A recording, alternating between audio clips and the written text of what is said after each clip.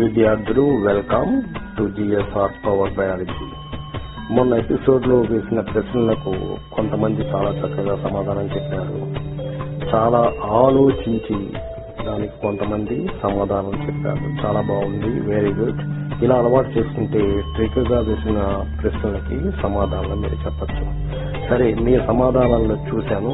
ఇక నా సమాధానాలను చూసి మీ జవాబుల్ని సరి చేసుకోండి. ఓకే విద్యార్థులు, మనం డిఎస్ఆర్ పవర్ బయాలజీ క్వశ్చన్ 1 లో క్వశ్చన్ కి ఆన్సర్ ఇప్పుడు చూద్దాం. Then will swallow bolus it reaches stomach. అది కరెక్టే కదా, అంతవరకు బాగానే ఉంది. అదే బోలస్ స్టమక్ రీచ్ అవుతుంది. Which is acidic in nature. అది కూడా నేచర్, స్టమక్ కూడా ఎసిడిక్ నేచరే ఉంటుంది. That means at probably pH of 7. అది pH of 7 అంటే ఏంటంటే తటస్థం అంటారు, న్యూట్రల్ అన్నమాట. అది ఎసిడిక్ కాదు, ఆల్కలైన్ కాదు. So that means at probably 7 is wrong. Acidic nature కాదన్నమాట అది. So here the question is wrong. ఇక్కడ ఎంత ఉండాలంటే @2 కానీ 2 to 3 గానీ ఉంటే అది ఎసిడిక్ నేచర్ ఉంటుందన్నమాట దీంట్లో స్టమక్ లో. సో దిస్ ఈస్ రాంగ్ అన్నమాట. Necessary to be digested by HCl. Okay. But by this acidic nature, how the stomach lining will be saved without burning? ఎందువల్ల బర్న్ అవ్వదు? మనంత ఎసిడిక్ నేచర్ ఉంటే మన lining burn అవ్వదు కదా.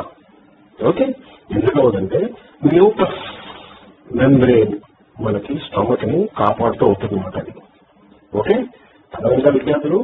ఈ మ్యూకస్ మెంబ్రేన్ అనేటువంటిది ఏంటంటే, ఈ మ్యూకస్ మెంబ్రేన్ ఏంటంటే made by the mucus bicarbonate barrier అంటారన్నమాట. ఓకే, ఈ mucus and bicarbonate secrete by mucus cells ఉంటాయన్నమాట.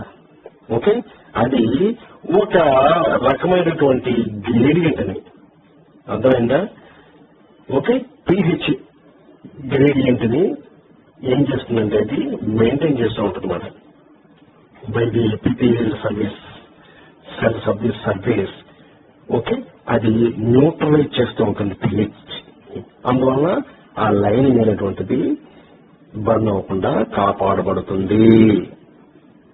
ఇక విద్యార్థులు రెండో క్వశ్చన్ చూడండి. Insulin secreted by pancreatic ducts which will control your blood sugar levels through digestive system. Insulin is secreted by pancreatic ducts. Pancreas లో ducts ఉంటాయి. ఆ ducts దేన్ని secret చేస్తాయి? ఎంజైమ్స్ ని సెక్రెట్ చేస్తాయి, which will produce into digestive system. అంతేగాని insulin ఎప్పుడు digestive system లోకి సెక్రెట్ అవ్వదు. Insulin is a hormone, it is not an enzyme. Insulin is a hormone which will be directly secreted into blood. అర్థమైన విద్యార్థులు? అది మాట. Pancreatic ducts నుంచి insulin విడుదల అవ్వదు. Do you support this statement అంటే no. Want to correct it and answer. ఇప్పుడు చెప్పాం కదా విద్యార్థులు, ఇప్పుడు అర్థమైందా మీకు విద్యార్థులు? విద్యార్థులు వెయిట్ ఏ మినిట్ లో ఈ వీడియోని ఒకసారి శ్రద్ధగా పరిశీలించండి.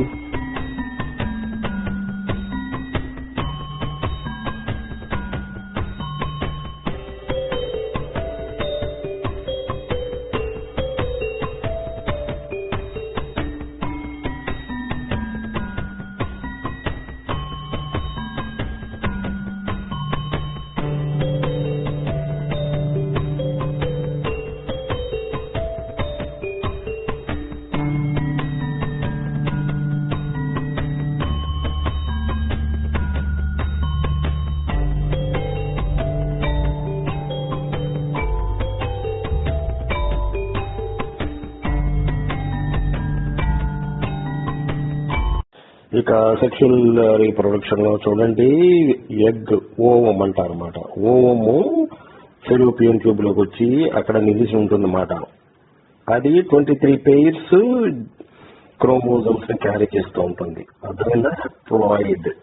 ఓకే, ఇక స్పెర్మ్ అక్కడ వదలబడి స్పెర్మ్ ఏంటి 23 క్రోమోజోమ్స్ 1 N అన్నాం, అదొక అన్నాను, ఇదొక 1 N. స్పెర్మ్ ఏం చేస్తుందంటే ఈ 23 క్రోమోజోమ్స్ మగవారి నుండి ఉద్భవించినటువంటి దాన్ని అది తీసుకువెళ్ళి ఎగ్ లో అది కలుస్తుంది, అప్పుడైనా ఓంలో కలుస్తుంది అన్నమాట. సో ఓంలో కలిస్తే ఎంత అయింది, 2n అయింది, అంటే 23 అయింది అన్నమాట. దాన్ని జైగోట్ అంటాం అన్నమాట. ఆ జైగోటే కాలక్రమేణా కొన్ని వేల వేల వేల సెల్స్ కింద మారి అది అక్కడ చూడండి ఎండోమెట్రియంలోకి, యూటరస్ లో ఎండోమెట్రియంలోకి వచ్చి ఎండోమెట్రియంలో ఫిల్టర్స్ కింద తయారయ్యేది బేబీ కింద మారుతుంది. ఇది sexual reproduction in human being. అర్థమైందా విద్యార్థులు? మీరు ఇప్పటి వరకు అసెక్షువల్ టైప్ ఆఫ్ రీప్రొడక్షన్ గురించి మీరు తెలుసుకున్నారు వివరంగా. అర్థమైనా గుర్తించుకోండి. ఇప్పుడు సెక్షువల్ రీప్రొడక్షన్ మనం ఇదివరకు చదివిన తాలూకా సెక్షువల్ రీప్రొడక్షన్ అంటే ఏంటంటే ఫ్యూజన్ ఆఫ్ గెమెట్స్ అంటారన్నమాట. ఫిమేల్ గెమెట్ మేల్ గెమెట్ కలయిక వల్ల గెమెట్స్ అంటే వల్ల నేర్చుకుంటాం. By process called fertilisation. Fertilisation ఎలా అవుతుందంటే it may occur outside the body.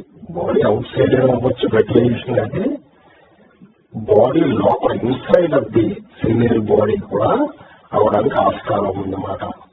ఇలా మనం చెప్పుకుంటే eggs of land animals are general గా fertilise inside body of the female ఆస్కారం అన్నమాట. అందువల్ల ఈ ఫెర్టిలైజ్ ఎక్కడ ఏమంటామంటే మనం జైగోట్ అంటాం. ఇది స్టార్ట్ బైనింగ్ అండ్ గ్రోయింగ్ ఎంబ్రియో తర్వాత బేబీ ఇలా మారుతుందన్నమాట. విద్యార్థులు ఇంకా ఎక్స్టర్నల్ ఫెర్టిలైజేషన్ అనేది common aquatic animals. Aquatic animals అంటే ఏంటి, నీటిలో నివసించేటువంటి జీవులు, ఆల్మోస్ట్ ఏంటంటే ఫిషెస్ అండ్ యాంఫిబియన్స్. యాంఫిబియన్స్ అంటే మీకు తెలుసు కదా, అంటే బయట ల్యాండ్ మీద నివసించేవి, ఓకే, మరియు నేలలో నివసించేది. ముఖ్యమైన ఎగ్జాంపుల్ ఏంటి, ఫ్రాగ్. అర్థమైనా విద్యార్థులు? ఇలాగా ఈ క్రిమినల్ ఏం చేస్తుందంటే వ్యాస్ట్ నెంబర్ ఆఫ్ ఎగ్స్ ని, కొన్ని హండ్రెడ్స్ ఎగ్స్ ని వాటర్ మీద రిలీజ్ చేసేస్తుంది అన్నమాట. అది అండ్ మేల్ యానిమల్ ఏం చేస్తుంది, releases some millions of sperms on them. అర్థమైందా? ఇప్పుడు ఛాన్స్ ఆఫ్ ఫెర్టిలైజేషన్ అన్నమాట. దిస్ కంట్రోల్ బై నేచర్ కదా, బయట ఉంటాయి కదా, control by so many conditions which occurs in external fertilization methods. Hence, it is inevitable to produce a vast number of eggs and sperms. అదొన్న విద్యార్థులు మనం చెప్పుకున్నాం దీని గురించి. ఇక మీకు ఒక సందేహం కలగచ్చు మాట, ఏంటంటే ఎన్ని వందల ఎగ్స్ నేలపైన ఎందుకు వదులుతాయి, అలాగే స్పెర్మ్స్ కౌంట్ ఎన్ని వందలు ఎందుకు వదులుతాయి అంటే ఛాన్సెస్ ఆఫ్ ఫెర్టిలైజేషన్ చాలా తక్కువ ఉంటుంది. ఎందువల్ల ఫిష్ కానీ ఫ్రాగ్ కానీ వదిలినటువంటి గుడ్లని కొన్ని ఫిష్లు కానీ కొన్ని ఫ్రాగ్లు కానీ ఇంకా కొన్ని యాంఫిబియన్స్ ఉంటాయి, కొన్ని జలలు కానీ ఇంకా ఏవో అదర్ టైప్స్ కానీ ఇవన్నీ కానీ అవి వాటిని చాలా మటుకు అవి దే విల్ టేక్ ఎప్పుడేమాట వాటిని తినేస్తూ ఉంటాయి. మన ఎగ్స్ ని అవి కిల్ చేసేస్తూ ఉంటాయి లేదా అవి ఈట్ చేస్తాయి. దానివల్ల ఏంటంటే పాపం నేచర్ కండిషన్ చాలా తక్కువ ఉంటుంది అన్నమాట. అందువల్ల ఇవి అనేక వందల స్పెర్మ్స్ ని అనేక వందల ఓకే ఎగ్స్ ని రిలీజ్ చేయవలసి ఉంటుంది అన్నమాట. ఇది ఛాన్స్ ప్రతి బయటకు వెళ్ళి అవి పాపం ఫెర్టిలైజ్ అయ్యి అది జీవుల కింద మారుతూ ఉంటాయి అన్నమాట. విద్యార్థులు most welcome to GSR power biology nutrition 2. Okay, ఇక్కడ మళ్ళీ కొన్ని నేను మంచి ట్రికీ క్వశ్చన్స్ వేశాను, వాటికి మీరు జాగ్రత్తగా చదివి ఆన్సర్లు మళ్ళీ నాకు పోస్ట్ చేయండి. ఒకటి, Engelmann delighted after seeing this great experiment and results. This is the first question. What is his experiment? Okay, ఎంత డిలైట్ అవ్వడానికి అయ్యేటువంటి అతని ఎక్స్పెరిమెంట్ ఏమిటి? The conclusion is all light colours equally emit oxygen. This is one of the statement మాట. Okay, maximum photosynthesis occurs equally This is another statement. So, దీని జవాబు రాయండి. Is cyanobacteria oxygen sensitive? This is the last one. Okay. First question, last one. What is statement? ಈಗ next. See the diagram. Can you name the sphincter which is red in color? Okay. Why we need it? Okay. Acidic chain from stomach. If burns again in duodenum, who rescue? అదైన విద్యార్థులు దీన్ని జాగ్రత్తగా చదివి అర్థం చేసుకుని జవాబులు ఇవ్వండి. Good luck.